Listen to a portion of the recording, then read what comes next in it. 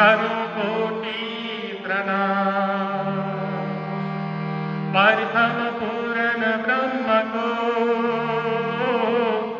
करो कोटि प्रणाम। दीर्घ सुंदर साध्य को शरण लागूं प्रणाम। दीर्घ सुंदर साध्य को शरण लागूं प्रणाम। निज नाम सोई जाहिर हुआ सब दुनिया राह देखता। निज नाम सोई जाहिर हुआ सब दुनिया राह देखता। मुक्ति देसी ब्रह्मांड को मुक्ति देसी ब्रह्मांड को आए ब्रह्मा आत्मसत। निज नाम सोई जाहिर हुआ सब दुनिया राह देखता।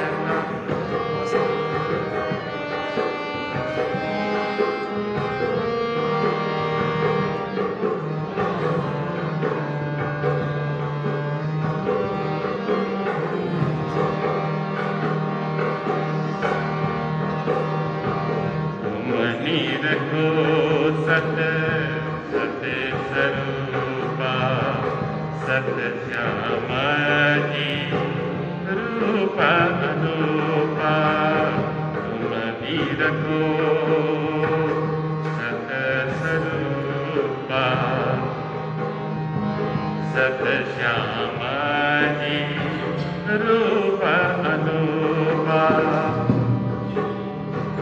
साजोरी सत सिंगार साजोरी सत सिंगार।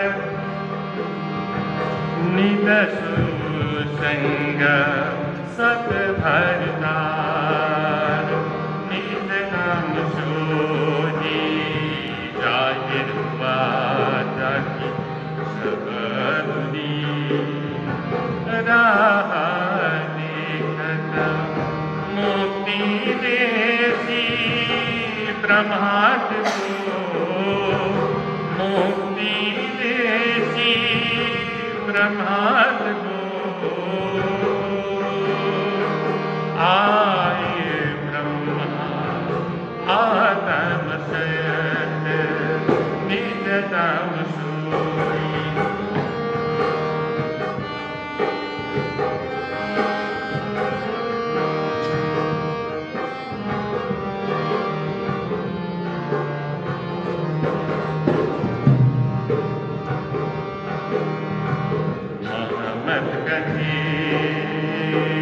सुनो साथ देखो भोला नैना। मत कहे सुनो साथ देखो भोला पानी प्राणनाथ। जिनसे यार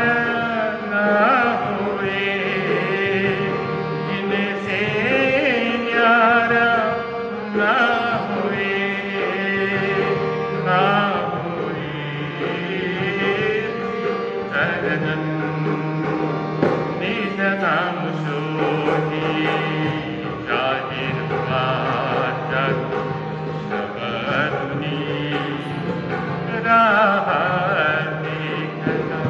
मुक्ति देसी ब्रह्मांड को मुक्ति देसी ब्रह्मांड को आए ब्रह्मा आत्मसा।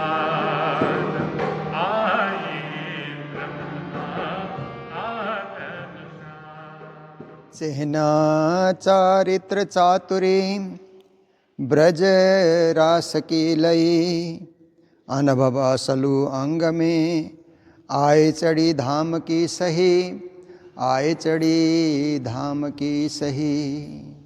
बोलो कृष्ण कन्हैया लाल की, श्री निजानंद स्वामी की, श्री प्राणनाथ प्यारे की, महारानी बाईजुराज की, महाराजा छत्रसाल की, गुरुजी मंगलदास महाराज की, श्री कृष्ण प्रणामी धर्म की, तीनों पुरी धाम की, सर्व सुंदर साथ की। बढ़ता बढ़ता प्रीता प्रणाम। उपस्थित धर्मप्राण शिरोमणि सुंदर साथ जी, माताएं, बहनें, भाइयों, सुंदर अवसर, सुखद अवसर, ज्ञानवर्धक अवसर, भक्तिवर्धक अवसर। देखिए, ये प्रातःकालीन जो बेला है, ये प्राप्ति के लिए है। बहुत कुछ हम प्राप्ति कर सकते हैं। सूर्य उदय होते ही ऊर्जा प्राप्ति होती है ना।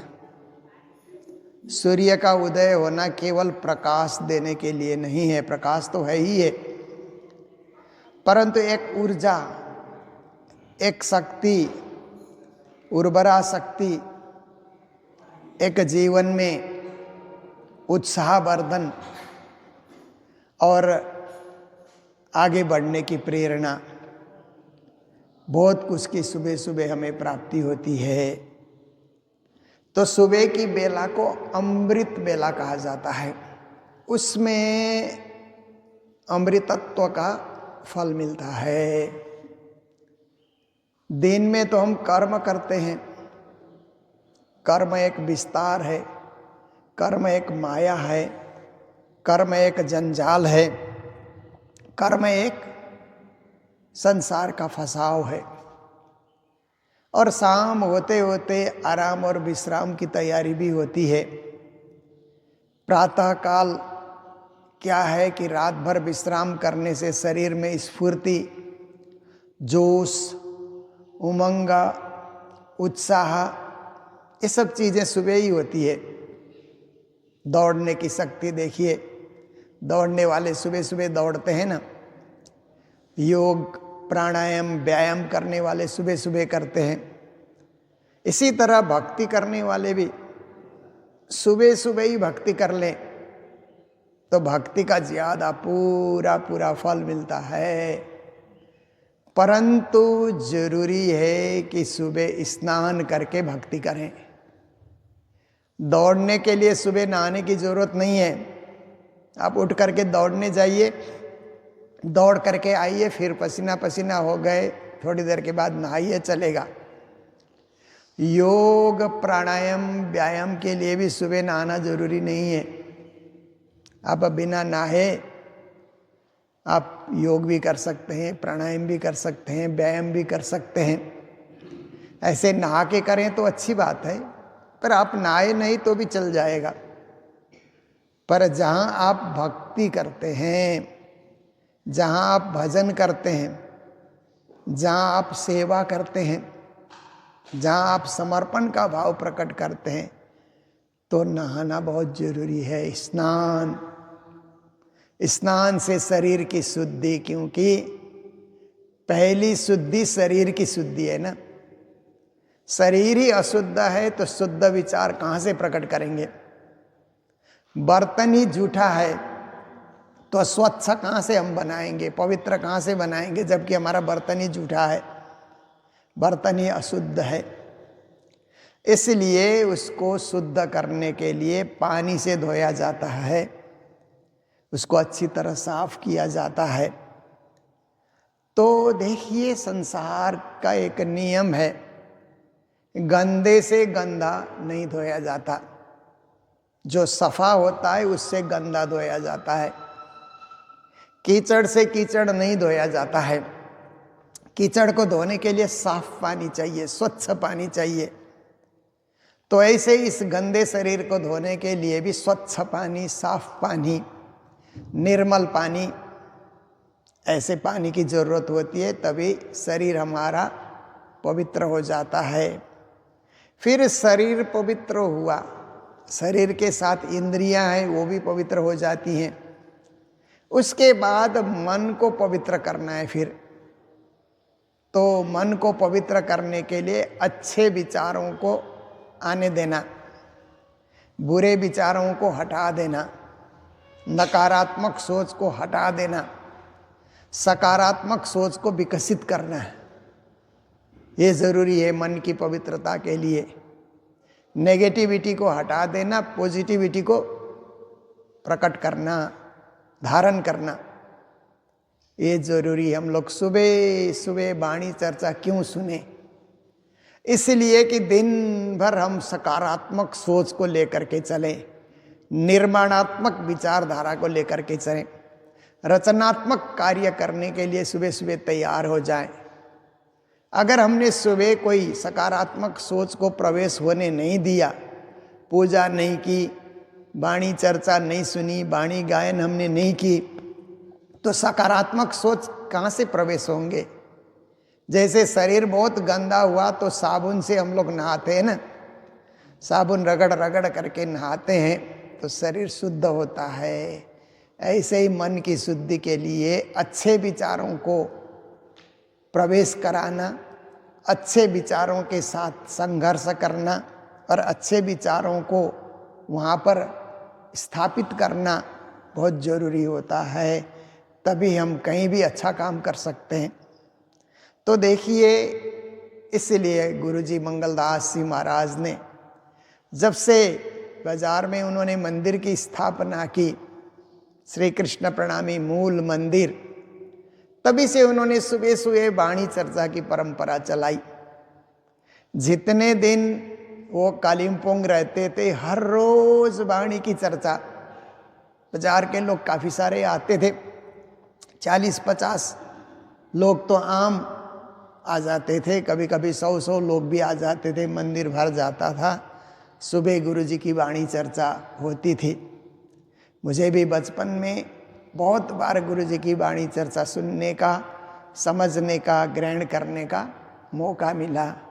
तो देखिए, सुबह सुबह अगर हमने अच्छे विचारों को जीवन में डाला है, जीवन में प्रवेश कराया है, दिन भर अच्छा ही अच्छा होता है, दिन भर सुबह ही सुबह होता है, दिन भर मंगल ही मंगल होता है, दिन भर आनंद ही आनंद होता है। आप देखिए, फोन में एक तो सुबह सुबह पूजा करने से पहले मोबाइल में घंटी बजी तो नहीं उठाना चाहिए। पहले पूजा पूरा करिए, फिर उठाइए, बातचीत करिए। सुबह सुबह आपने घंटी उठाई और किसी ने नकारात्मक समाचार आपको दिया, दिन भर आपका खराब जाता है। दिन भर आप बुरा बुरा, उल्टा सीधा, वही दिमाग में घूमती रहेगी, वही बात घूमती रहेगी।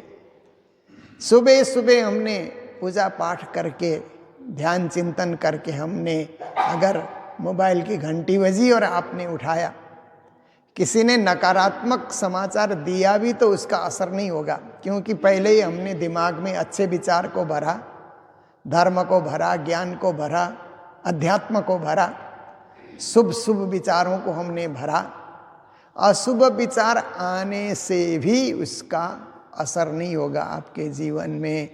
इसलिए भी सुबह सुबह वाणी चर्चा सुनना, वाणी गायन करना, पूजा करना, पाठ करना, चरणामृत महाप्रसाद लेना, ये बहुत जरूरी होता है। तो हमारा प्रसंग किरंतन से चल रहा है, धन्य धन्य ए दिन साथ आनंद आयो, ये चौपाई चल रही है। तो आज की चौपाई में श्री जी महाराज कहते हैं, बढ़त बढ़त प्रीता, कहते हैं प्रीत बढ़ते रहना चाहिए, प्रेम जो है वो बढ़ते रहना चाहिए। पारिवारिक जीवन में भी क्या होता है, पति पत्नी में प्रेम बढ़ता ही रहे तो गृहस्थ जीवन सुंदर और सुखद जाता है ना। पति पत्नी में प्रेम घटता जाएगा तो गृहस्थ जीवन क्या है कि दुखी हो जाता है। ये आम आप विचार करके देख सकते हैं। और जो प्रेम विवाह करते हैं ना, उनमें पहले ही प्रेम हो जाता है, विवाह के बाद प्रेम घटने लगता है। और जो विधि विधान से परिवार में अरेंज्ड मैरिज बोलते हैं ना इंग्लिश में, अरेंज्ड मैरिज, व्यवस्थित होके व्यवस्था के हिसाब से विवाह होता है, तो विवाह होने के बाद प्रेम शुरू होता है और जीवन के अंतिम क्षण तक, जब तक दोनों जी रहे हैं, प्रेम बढ़ता ही रहेगा। ये है संसार का उदाहरण। ऐसे ही अध्यात्म जगत में भी क्या है कि राज्य से प्रेम, धर्म से प्रेम, संस्थाओं से प्रेम, सुंदर साथ से प्रेम रोज बढ़ना ही चाहिए, घटना नहीं चाहिए। अगर घटना शुरू हुआ तो क्या है कि हमारी भक्ति सार्थक नहीं हुई। भक्ति सार्थक तब होती है कि बड़े बड़े, इसलिए श्री जी ने कहा बढ़ता बढ़ता प्रीत, प्रेम को बढ़ाओ, कोशिश करो। आप चाहेंगे तो बढ़ा सकते हैं। जैसे आप देखिए कि विद्या को हम जीवन भर बढ़ा सकते हैं। कई कई लोग क्या होते हैं कि ग्रेजुएट बन जाते हैं या एमए की डिग्री लेते हैं तो बोलते हैं बस अब पढ़ना बंद कर दिया, ठप हो जाते हैं। तो जितनी पढ़ाई की जीवन भर उतनी बातें ही करेंगे। और कई कई लोग अध्ययनशील होते हैं, ठीक है डिग्रियां हमारे पास है, पर कोई नई किताब आई तो पढ़ें, कहीं से भी कोई हमको कुछ लेख वगैरह कहीं मिल रहा है।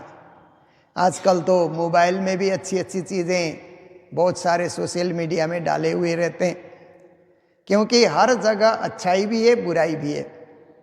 हम बुराई को पकड़ने जाएंगे तो उसका भी कोई अंत नहीं है, अच्छाई को पकड़ने जाएंगे तो भी उसका कोई अंत नहीं है। और हमारे शास्त्र कहते हैं यावत जीवेत अधीयते विप्रा, कहते हैं विप्र मतलब विद्वानों को। विद्वानों को जब तक जिंदा है तब तक पढ़ते रहना चाहिए, अध्ययनशील बनना चाहिए। तो क्या है उसमें ताजगी बनी रहेगी, विद्या की ताजगी, बौद्धिकता की ताजगी और अध्ययन की ताजगी बनी रहेगी। अध्ययन करना बंद कर दिया, देखिए ऐसा युग आ गया, अभी किताब कोई खोलता ही नहीं है।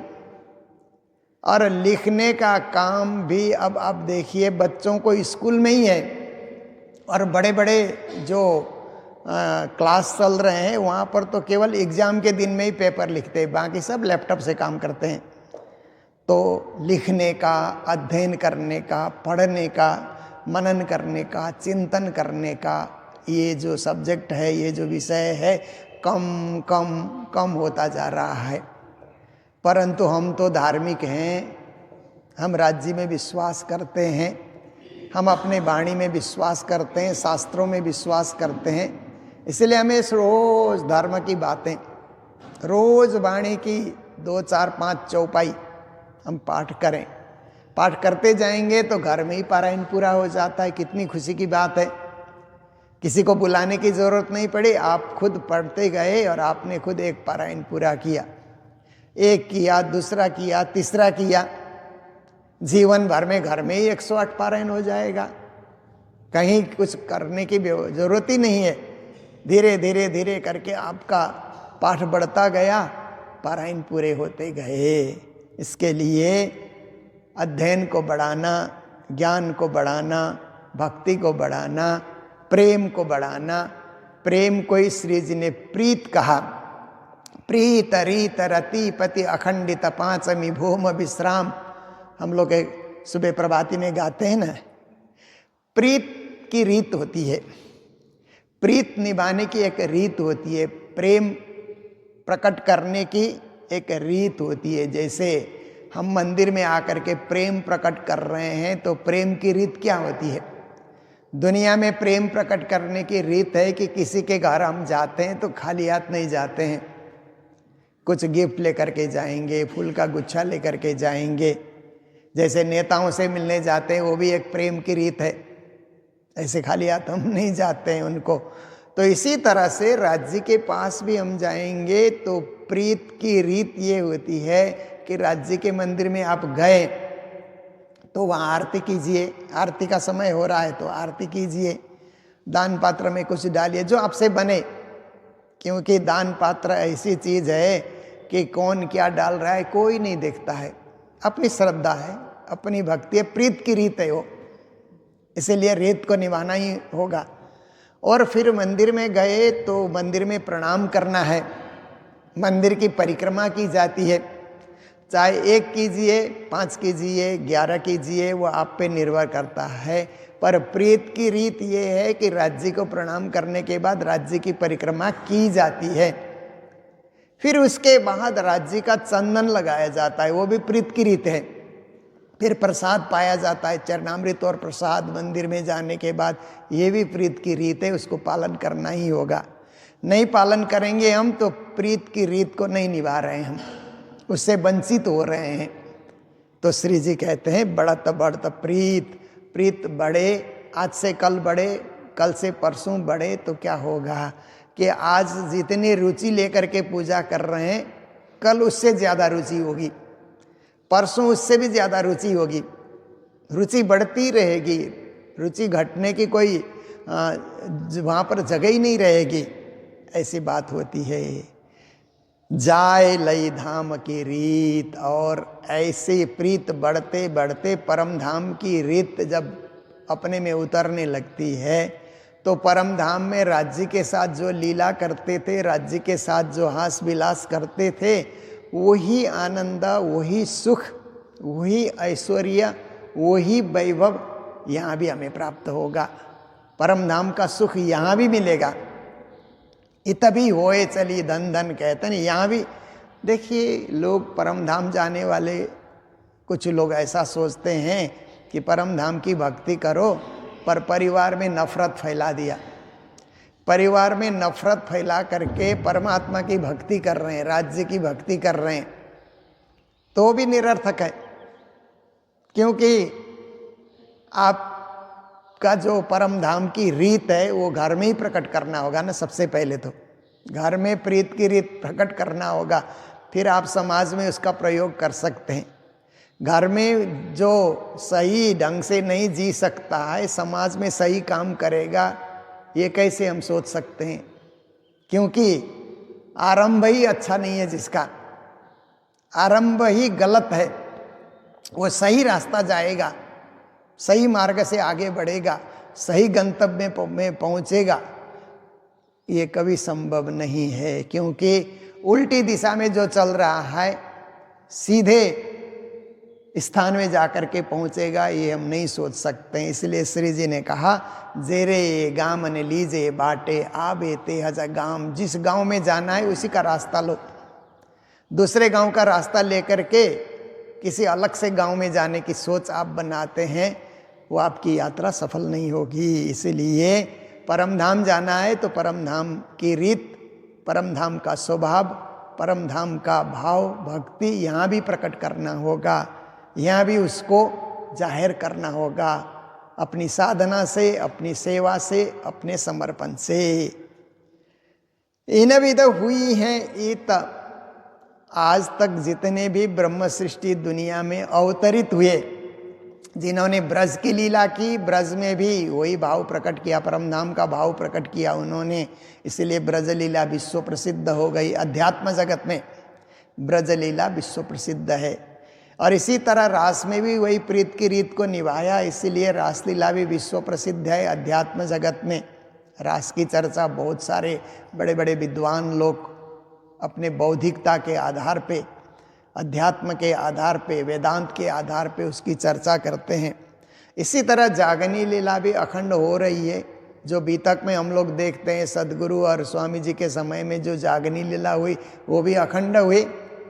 इसीलिए हम बीतक पाठ करते हैं, बीतक सुनते हैं, एक साल सुन करके तृप्ति नहीं आती है, अगले साल भी सुनेंगे, हर बार सुनेंगे, सुनते ही रहेंगे, अतृप्त ही रहेंगे, क्योंकि ये परम धाम की रीत प्रकट हो रही है। इन विध हुई ईता, इस प्रकार ये संसार में अच्छी लीला हो रही है।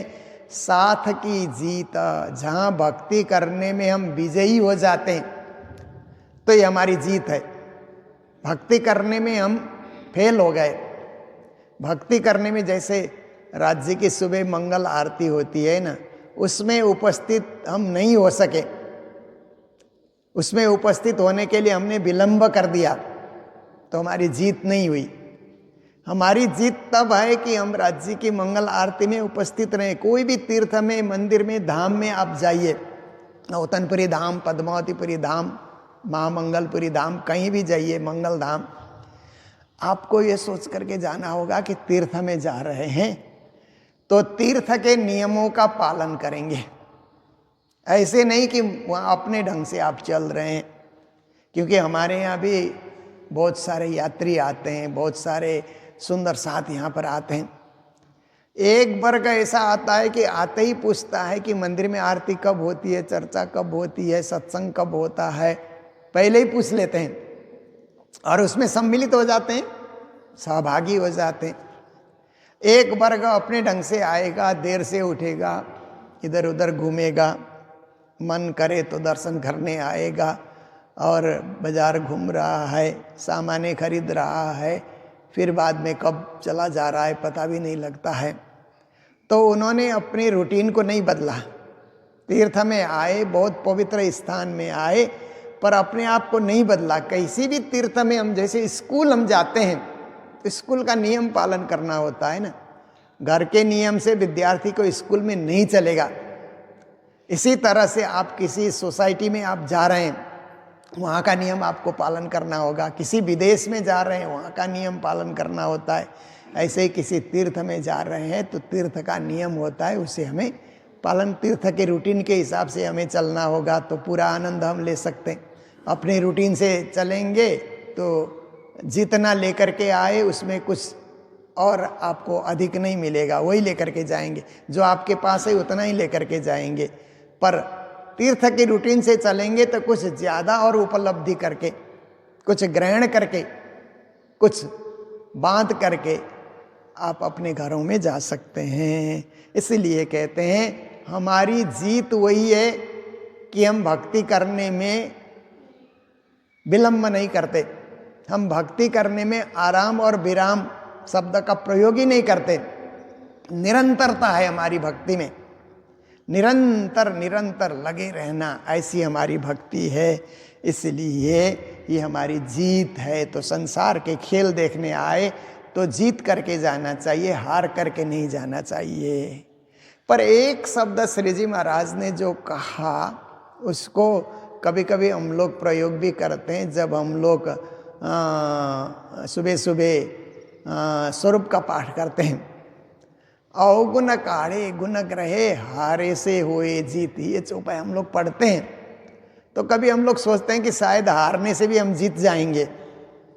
पर इसकी व्याख्या ऐसी होती है कि संसार के कर्मों से हारना है और भक्ति करने में विजयी होना है। हारे से होए जीत, संसार से जो हारता है वही भक्ति मार्ग में विजयी होता है।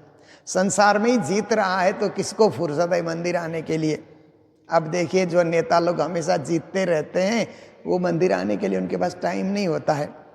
कोई कोई दूसरे पदों में जीत गए, बड़ी बड़ी कंपनियों में नौकरी लग गई, उनको मंदिर आने के लिए कहाँ समय है। संसार में ही धन कमा रहे हैं, मान कमा रहे हैं, ऐश्वर्य प्राप्ति कर रहे हैं, तो उधर ही जीत हो रही है तो इधर कौन आएगा। उधर कभी हारेगा, उधर कभी ठोकर खाएगा, उधर कभी परेशान होगा, तो यहाँ आकर के भक्ति में संलग्न हो जाता है और विजयी होता है। ये चौपाई का अर्थ है, माया से जो हारेगा वही भक्ति में विजयी होगा। हारे से होए जीत, अवगुण काढ़े गुण ग्रहे। फिर कहते हैं जीवन में अवगुण तो होते ही हैं। अवगुण हमारे जन्म से ही, पूर्व जन्म से ही हमें प्राप्त है। गुण तो इस जन्म में सीखना पड़ता है, पर अवगुण तो पूर्व जन्म से ही मिला है, हमें विरासत में ही मिला हुआ है। तो गुण ग्रहण करने के लिए माता पिता की शिक्षा, स्कूल की शिक्षा, गुरुजनों की शिक्षा ग्रहण करना पड़ता है। तो श्री जी कहते हैं कि अवगुण को निकालने के लिए गुण भरना ही होगा, अंधकार को निकालने के लिए प्रकाश भरना ही होगा। आप प्रकाश जलाते ही नहीं, सारा घर अंधकार से भर जाएगा।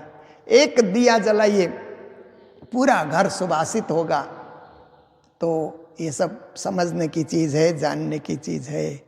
झूठी जिमी में बैठाए के फिर श्री जी महाराज कहते हैं कि राज जी ने ये संसार का खेल दिखाया तो झूठा खेल है ये संसार का। आज सच लगता है परंतु कुछ समय के बाद झूठा ही लगता है।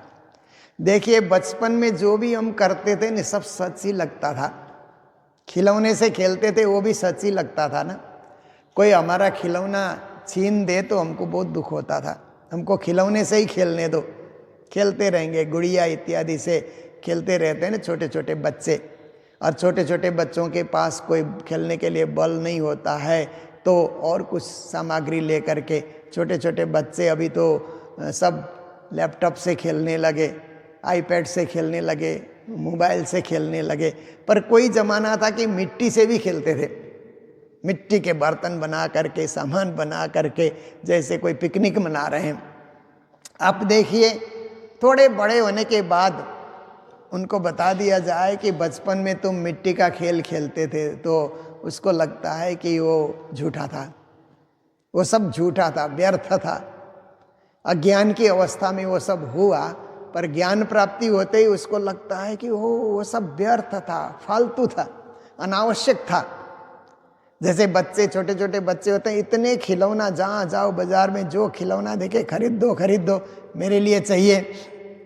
जब जवान होते हैं तो कमरे से हटा देते हैं, फिर एक भी खिलौना नहीं रखते हैं कि बचपन में हम इससे खेले थे। उनको शर्म आती है, लज्जा आती है कि इससे भी हम खेलते थे, बेकार है, फालतू चीज़ है, फेंको इसको कहीं, डिस्ट्रॉय कर दो, नहीं ज़रूरत है हमें, क्योंकि वो झूठा अनुभव होता है।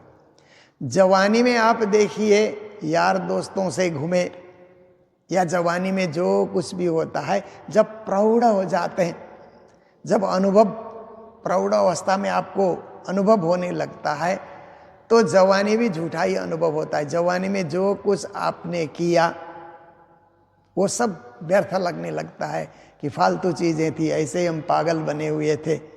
ऐसा अनुभव होता है कि हम कई सिनेमा देखते थे या कुछ भी और भी आदि इत्यादि, उसको आप ध्यान कीजिए, सब झूठा अनुभव होता है। फिर प्रौढ़ अवस्था में लोग क्या है कि कभी कभी धन की चाह लेकर के व्यापार में, बिजनेस में, कमाई में, धंधे भी समय से ज़्यादा धंधा करना, समय से ज़्यादा ड्यूटी करना, ओवर टाइम ड्यूटी करना, ऐसे ऐसे कई स्कूल के टीचर होते हैं तो ज़्यादा ट्यूशन में ध्यान देना, होते होते प्रौढ़ अवस्था से वृद्ध अवस्था में जाते हैं तो कमाई के पीछे जो लगे हुए थे प्रौढ़ अवस्था में या जवानी में, वृद्ध अवस्था होते होते लगता है ये भी झूठा है। जब वृद्ध अवस्था भी पार करके हम परमधाम में पहुंचते हैं, आत्मा जागृति हो जाती है, तो सारी जिंदगी झूठी थी, सारा अनुभव झूठा था। ऐसे ही हम परेशान हो रहे थे, रो रहे थे, व्यर्थ चिल्ला रहे थे, मेरा मेरा कर रहे थे, मेरा तो ये परमधाम ही है, मेरे तो श्री राज जी हैं, बाकी सब झूठा है, ऐसा अनुभव होने लगता है। तो श्री जी कहते हैं झूठी जिमी बैठाए के, राज जी ने जिस धरती पे हमें बिठाया है आज तो सच लग रहा है, पर जागृति के बाद ये भी झूठा ही लगेगा। देखाए सुख अपार, पर आप देखिए इस झूठी जिमी में माया मोह अज्ञान अंधकार तो है ही है, पर राज्य ने जो परमधाम की भक्ति हमें दी, परमधाम का ज्ञान उन्होंने उतारा, अगर इस ज्ञान को हम ग्रहण कर सके तो झूठ संसार में रहते हुए भी सत्य को ढूंढने का, सत्य से जुड़ने का, सत्य के साथ समाविष्ट होने का, सत्य का अनुभव करने का हमें जो सुख मिला ये स्थायी होता है। परंतु हर कोई उस सत्य से जुड़ने का प्रयास नहीं करते। ज़्यादा लोग तो धन दौलत माया मोह तेरा मेरा इसी से जुड़े रहते हैं। कुछ भाग्यशाली, भाग्यशाली ही नहीं सौभाग्यशाली कुछ थोड़े लोग होते हैं जो सत्य से जुड़ने के लिए प्रयास करते हैं। तो इस तरह से यही संसार में भी सत्य से जुड़ने से परमधाम का सुख, अपार आनंद का अनुभव होता है। कौन देवे सुख दूजा ऐसे, क्योंकि संसार में दूसरा कोई ऐसा व्यक्ति नहीं है कि परमधाम का सुख दे। वो केवल श्री राज जी, पूर्ण ब्रह्म परमात्मा, अक्षरातीत, धाम के धनी, परब्रह्म, ऐसे जो एक राज्य हैं, एकम सत विप्रा बहुधा वदंती, एक सत्य, एक परमात्मा, एक परब्रह्म, एक परमेश्वर, वही आपको सन्मार्ग देते हैं, वही आपको परमधाम की दृष्टि देते हैं, जागने की दृष्टि आपको देते हैं, तारतम की दृष्टि आपको देते हैं। बाकी कोई नहीं देगा। आप देखिए, बाकी सब लोग आपको देंगे तो माया का अनुभव, संसार का अनुभव, दुनिया में क्या हो रहा है वो अनुभव बांटते हैं। आप देखिए, कहीं भी गपशप होते हुए आप सुनिए, लोग क्या गपशप करते हैं, या तो राजनीति की बात करते हैं, या व्यापार की बात करते हैं, या समाज की स्थिति की बात करते हैं, या विज्ञान के अनुभवी हैं तो विज्ञान के आविष्कार की बातें करते हैं, और कोई साहित्य से भी हैं तो साहित्य का क्या क्या हो विकास हो रहा है, विस्तार हो रहा है, उसकी बातें करते हैं। पर धर्म की बातें, परमधाम की बातें कौन करता है? जिनका जुड़ाव उससे हो गया और जिन्होंने उसको पाने के लिए प्रयास किया, वे लोग ही करते हैं। देखिए, हम लोग मंदिर में बैठ करके धर्म चर्चा करते हैं, धर्म की बातें कर रहे हैं, बाहर निकल करके देखिए तो कोई धर्म की बात कर ही नहीं रहा, और विषय में लोग व्यस्त हैं, मस्त हैं, समय लगा रहे हैं, उससे उनको फुर्सत नहीं है। पर हमने फुर्सत निकाल ली, हमने यहाँ आने का प्रयास किया और हमने अध्यात्म का अनुभव किया, राज्य से जुड़ाव बनाया, अपनी यादगिरी को हमने ताज़ा किया। ऐसी स्थिति हमारे जीवन में हो रही है। कौन देवे सुख दूजा ऐसे, बिना इन भरतार। राज्य हमारे भरतार है। भरतार मालिक को कहा जाता है। मालिक हरेक का होता है ना, हरेक का स्वामी, हरेक का मालिक होता ही होता है। आप देखिए, कोई कंपनी में काम कीजिए तो वहाँ एक बॉस होता है ना, बॉस के अंदर में काम करना पड़ता है बड़ी बड़ी कंपनियों में। तो आप देखिए, किसी भी क्षेत्र में, स्कूल में काम करते हैं तो वहाँ एक हेडमास्टर होता है, वही उनका बॉस होता है। तो इस तरह से आप दुनिया के किसी भी क्षेत्र में काम कीजिए, कोई न कोई मालिक होता है।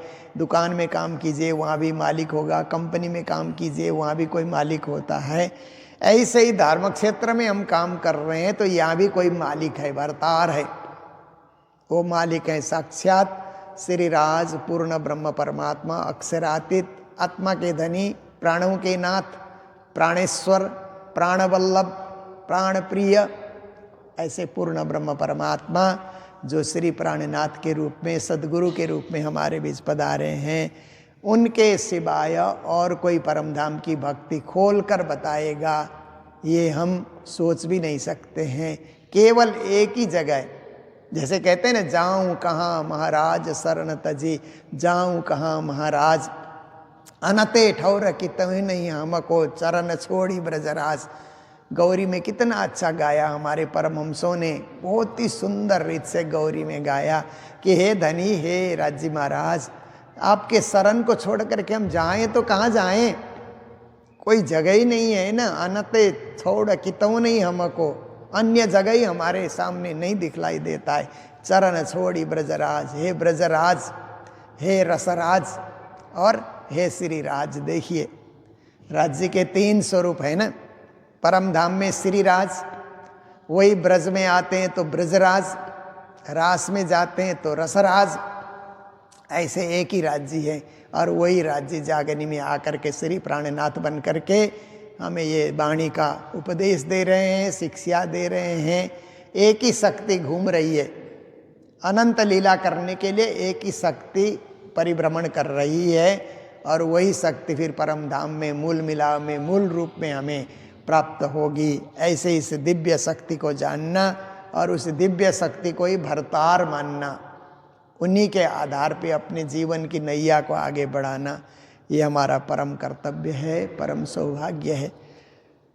तो इन्हीं शब्दों के साथ आज का समय भी पूरा हो रहा है।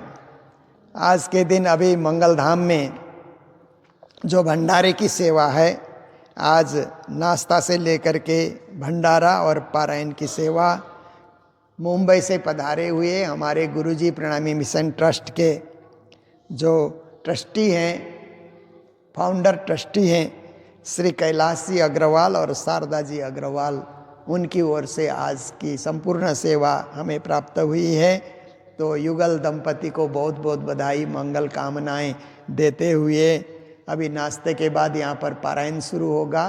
पारायण पढ़ने वाले पारायण पढ़ेंगे और कल से ही हमारे यहाँ श्री कृष्ण प्रणामी धर्म सभा के जो 37 शाखाएं हैं पूरे पश्चिम बंगाल में, उनका एक सम्मेलन चल रहा है और उनका एक बीच में परस्पर चर्चा परिचर्चा, धर्म को कैसे आगे बढ़ाना, समाज को कैसे संगठित रखना, मंदिरों को कैसे सुचारू रूप से संचालित करना, मंदिर की व्यवस्था को कैसे सुधारना और मंदिर में पर्व उत्सव को कैसे मनाते जाना आदि इत्यादि जो भी धर्म संबंधी समाज संबंधी जो कार्य हैं उसको और विकसित बनाने के लिए, उसको और सुंदर रूप देने के लिए हमें क्या करना है, इस विषय में एक कार्यशाला हमारा चल रहा है और ये कार्यशाला भी चलता रहेगा।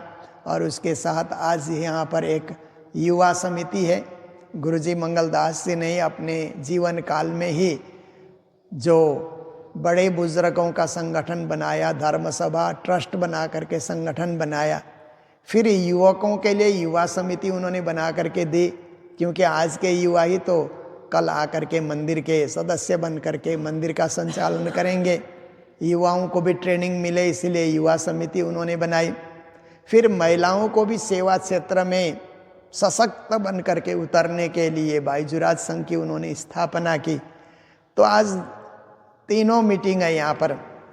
धर्म सभा के शाखाओं का तो चल ही रहा है, उसके तुरंत बाद युवा समिति की मीटिंग यहाँ पर रहेगी और युवा समिति की मीटिंग पूर्ण होने के बाद भोजन के पश्चात बाईजुराज संघ की एक मीटिंग है और इस बार बाईजुराज संघ की ओर से एक सम्मेलन, अंतर्राष्ट्रीय सम्मेलन श्री कृष्ण प्रणामी मंदिर सिलीगुड़ी में होने जा रहा है। ये 25 और 26 जुलाई को सैटरडे संडे, शनिवार और रविवार को एक अंतर्राष्ट्रीय सम्मेलन, जिसमें नेपाल के भी बाईजुराज संघ के सुंदर साथ रहेंगे और पश्चिम बंगाल के, सिक्किम के, आसाम, मणिपुर तक और भूटान में भी हमारे बाईजुराज संघ के सदस्य वहाँ पर भी हैं। सब मिल करके एक सम्मेलन करेंगे। कई समय से बोल रहे थे बाईजुराज संघ के सभी बहनें हमको बोल रही थी कि एक सम्मेलन हमारा कराइए। हम अलग अलग क्षेत्रों में तो काम कर रहे हैं, पर हम एक साथ मिलजुल करके परस्पर जान पहचान बढ़े और महिला सशक्तिकरण में भी हम लोग अग्रसर हो सकें, इस विषय को लेकर के एक वहाँ पर सम्मेलन होने जा रहा है। उसके लिए भी आज मीटिंग रखी गई है। तो सभी कार्यक्रम सुचारू रीत से संपन्न हो और हम गुरुजी के बताए मार्ग पर अग्रसर हो सकें और मंगलधाम का नाम और मंगलधाम की महिमा, धर्म की महिमा सर्वत्र हम बढ़ा सकें, ऐसे सुंदर सुंदर कार्य करते चलें। इन्हीं शब्दों के साथ चौपाई दोहराते हुए प्रसंग को विराम दे रहे हैं। बोलो सतगुरु महाराज की, श्री प्राणनाथ प्यारे की, सर्व सुंदर साथ की। झूठी जिमी में बैठाए के,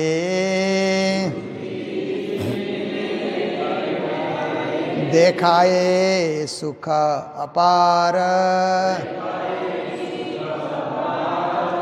कौन देवे सुख दूजा ऐसे, बिना इन भरतार, बिना इन भरतार। बोलो श्री प्राणनाथ प्यारे की, श्री धाम के धनी की। प्रणाम।